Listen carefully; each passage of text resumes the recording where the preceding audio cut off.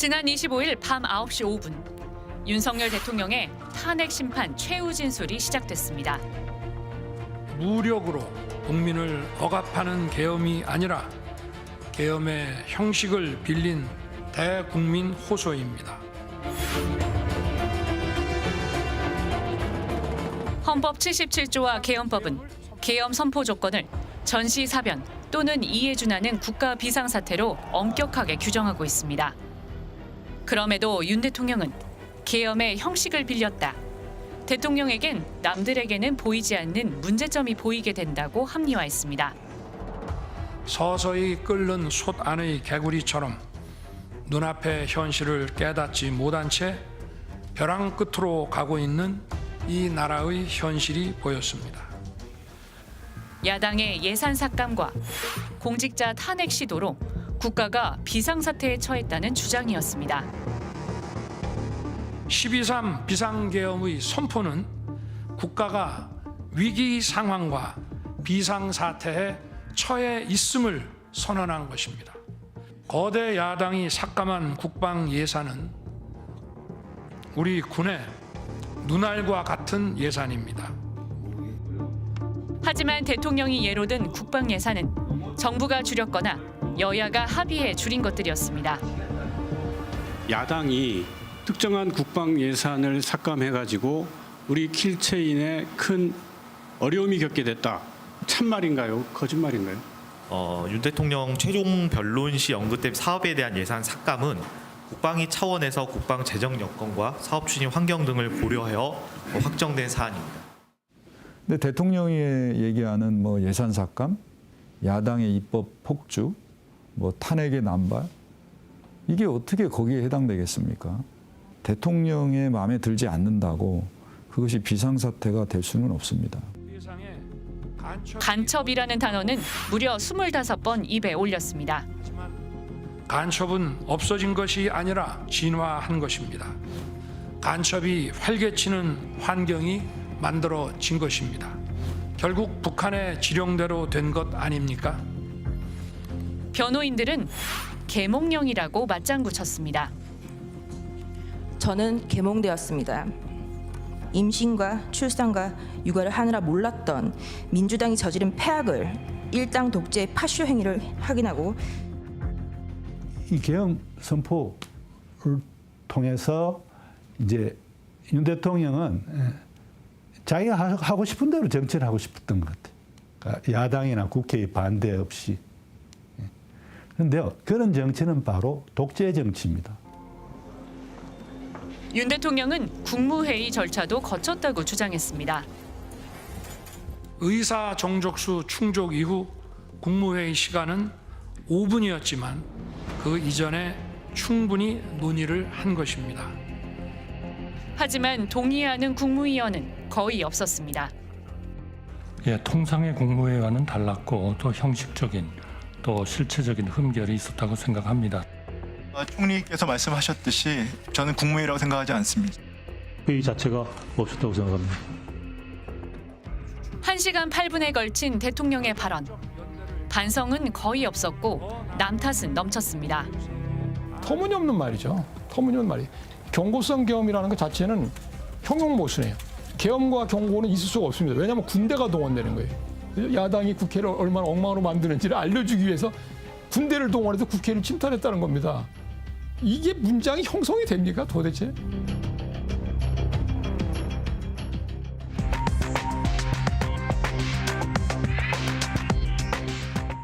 안녕하십니까, 이휘준입니다. 윤석열 대통령에 대한 탄핵 심판, 변론이 마무리되고 이제 선고만 남았습니다. 김정인 기자가 나와 있습니다. 김 기자, 탄핵 심판의 쟁점은 크게 5가지로 볼 수 있죠. 네, 그렇습니다. 먼저 비상계엄 선포 행위 자체의 위헌성과 곧바로 발표된 포고령 1호의 위헌성입니다.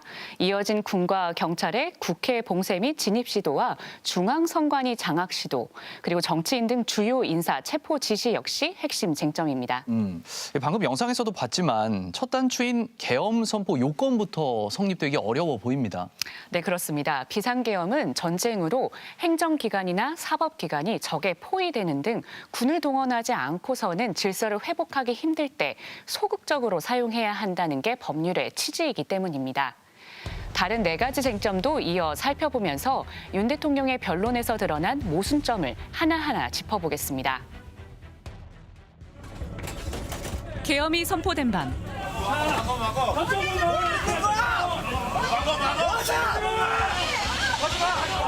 국회에 진입하려는 군 병력을 막아선 이들 중엔 야당뿐 아니라 국민의힘 당직자도 있었습니다. 유리창 깨고 들어올 때 그때는 진짜 이제 들어오는구나 싶었거든요. 예결위장 안에 있는 의자들도 다 들고 나와가지고 그걸로 이렇게 거기다가 이렇게 쌓아서 바리케이트를 쳤죠. 계엄 앞에서 여야가 따로 있을 수가 없죠. 포고령 1호 국회와 지방의회, 정당의 활동과 정치적 결사, 집회, 시위 등 일체의 정치 활동을 금한다. 변호사이기도 한 박상수 전 대변인에게 다른 당직자들은 이렇게 물었다고 합니다. 그러면 우리도 지금 이게 체포가 되는 거 포고령 1호 위반인 거냐 그러길래 제가 이 포고령에 따르면 위반이다. 저도 잡혀갈 걸요. 제가 그랬어요. 그래가지고 계엄은 헌법에 따라 국회의 통제를 받게 돼 있습니다. 국회의 정치 활동을 금지하겠다는 포고령 1호는 이 헌법 조항과 정면으로 충돌합니다. 국회에 군 병력을 출동시켜 계엄 해제를 막으려는 의도가 있었던 것으로 의심받고 있습니다. 헌법재판소에 직접 나와 변론을 진두지휘한 윤 대통령 역시 포고령의 위법성에 대한 발언을 한 적이 있습니다.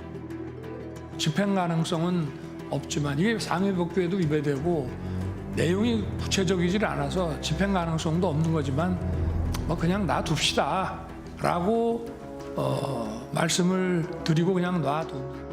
그러면서 포고령 작성의 책임을 부하인 김용현 전 국방부 장관에게 돌렸습니다.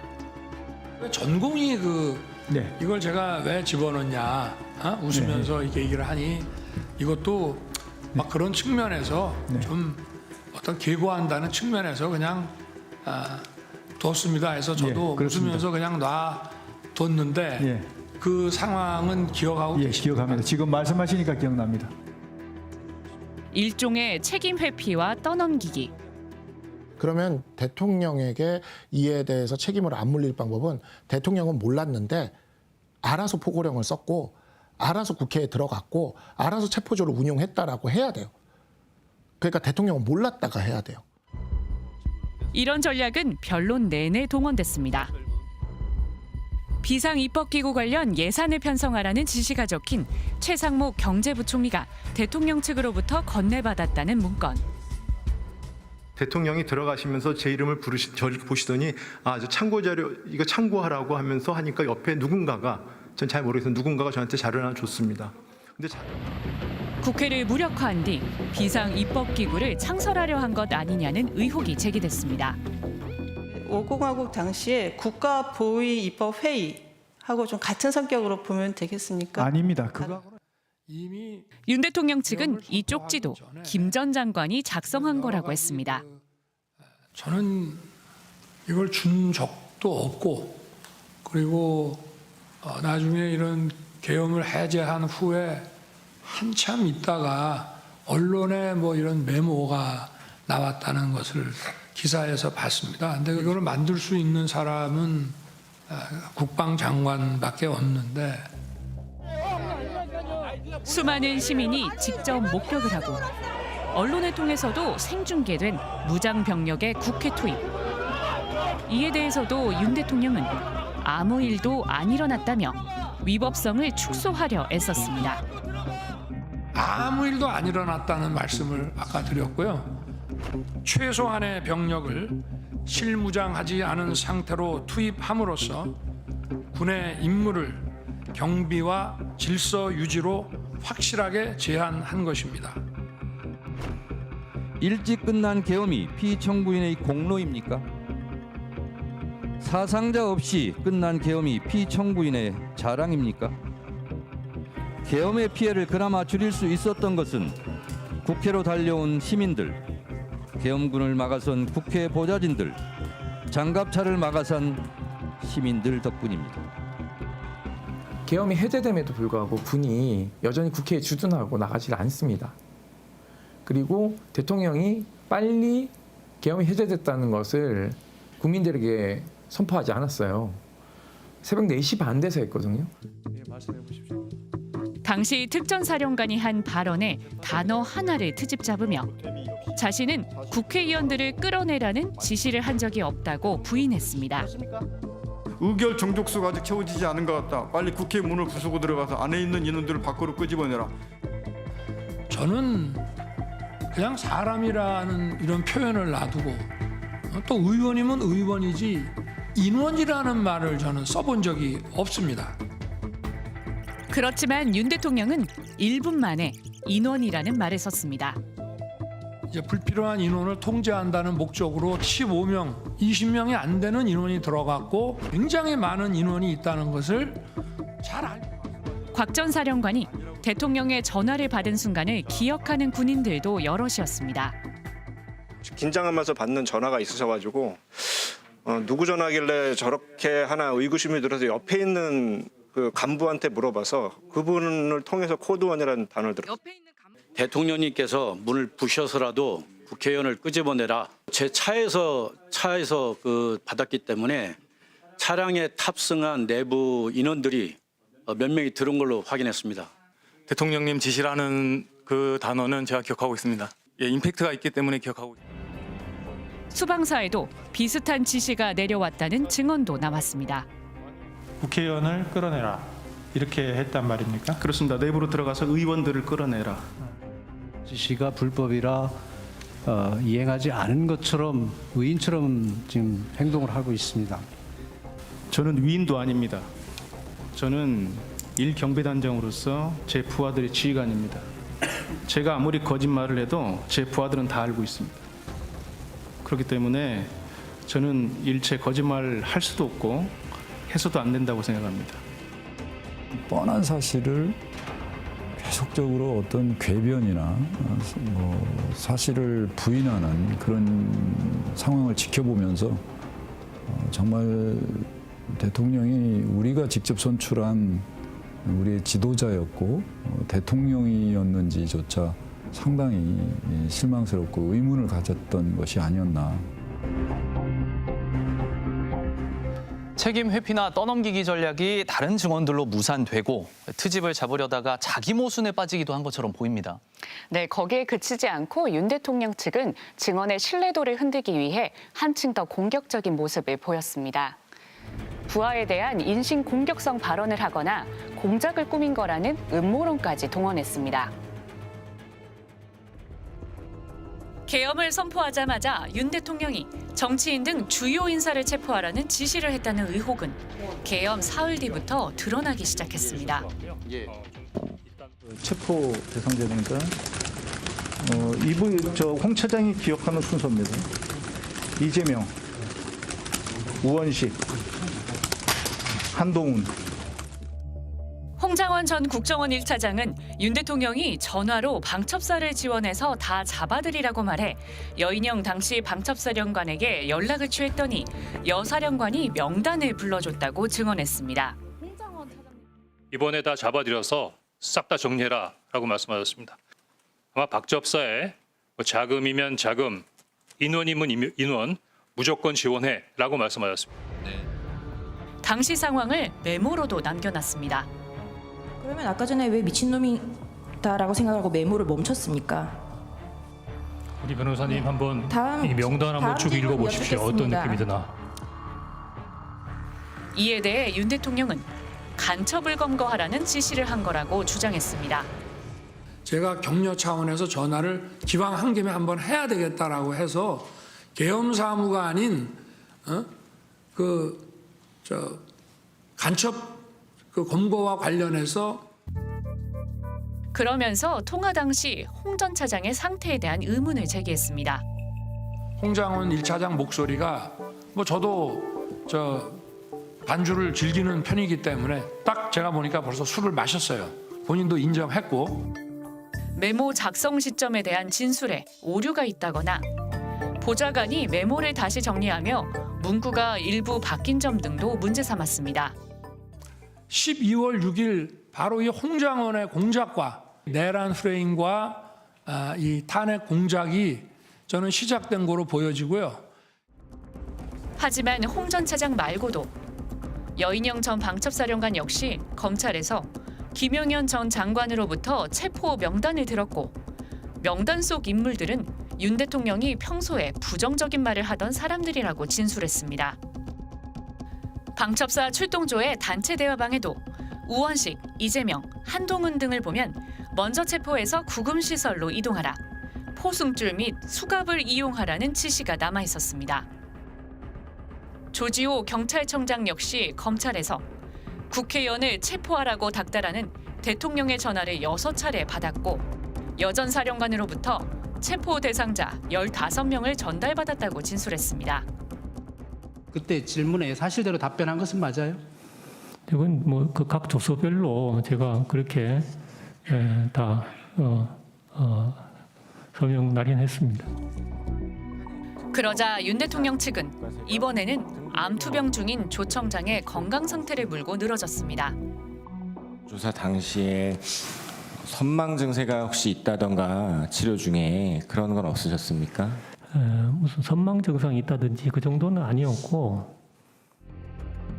윤 대통령은 선관위 군 투입 문제에는 부정선거 음모론과 허위 정보를 동원했습니다. 중앙 선관위의 전산 시스템에 대한 투명한 점검 필요성이 꾸준히 제기되어 왔습니다. 윤 대통령 측이 인용한 선관위 연수원 내 중국인 체포설 기사. 연수원에 있던 중국인들 90명이 그 미국 오키나와 미군 부대 시설 내에 가서 조사를 받았고 부정선거에 대해서 자백을 했다는 그런 뉴스가 나왔습니다. 그런데 이 기사의 핵심 출처가 캡틴 아메리카 복장을 하고 윤 대통령 지지 집회에 참석해온 안병희 씨로 드러났습니다. 계엄 때 잡은 애들랑 합쳐서 90명이라. 네, 그 중에 주동자는 그 성남으로 해가지고 그쪽으로 갔고 가까운. 미국 주동자는 성남으로해서 바로 갔고. 네, 나머지는 오키나와로 가가지고 나라별로 분리했다. 네, 나라별로 분리했다. 네. 부정선거 의혹을 다루다 자신이 부정선거 피해자라고 주장하는 민경욱 전 의원을 찍은 투표용지가 예시로 나와 윤 대통령 측도 웃음을 참지 못하는 해프닝이 벌어지기도 했습니다. 그렇지만 이 음모론은 장외에서 여전히 탄핵 반대 세력이 응집하도록 불을 지피는 역할을 하고 있습니다. 계엄 선포를 통해 부정선거를 깨우쳐 갈려잡거나 하는 것을 깨달았습니다. 계엄을 옹호하는 집회에 합류하는 국민의힘 의원들의 규모도 점점 커지고 있습니다. 공수처, 선관위, 헌법재판소 불법과 파행을 제기하고 있습니다. 이 모두 들어 무시해야 됩니다. 처부수자! 노무현 박근혜 대통령은 심판정에 안 나갔는데 굳이 나가서 여러 가지 진술을 하면서 어떤 윤 대통령 지지층만을 향해서 어떤 정치적인 발언들을 하고 이런 모습들이 오히려 더 윤 대통령으로 하여금 헌법수호의 의지를 의심케 하는 그러한 언행들이라고 생각합니다. 과거의 심판 일정에 비춰볼 때 윤 대통령 파면 여부는 이르면 3월 둘째 주에 결정될 것으로 예상됩니다. 제가 직무에 복귀하게 된다면 먼저 펼칠 체제를 우리 몸에 맞추고 미래 세대에게 제대로 된 나라를 물려주기 위한 개헌과 정치개혁의 추진에 후반부를 집중하려고 합니다. 피청구인은 자유민주주의를 무너뜨리는 언동을 하면서 자유민주주의의 수호를 말했습니다. 헌법을 파괴하는 순간에도 헌법 수호를 말했습니다. 국민과 함께 이 사건 탄핵 결정문에서 피청구인이 오염시킨 헌법의 말과 헌법의 풍경이 제자리를 찾는 모습을 꼭 보고 싶습니다.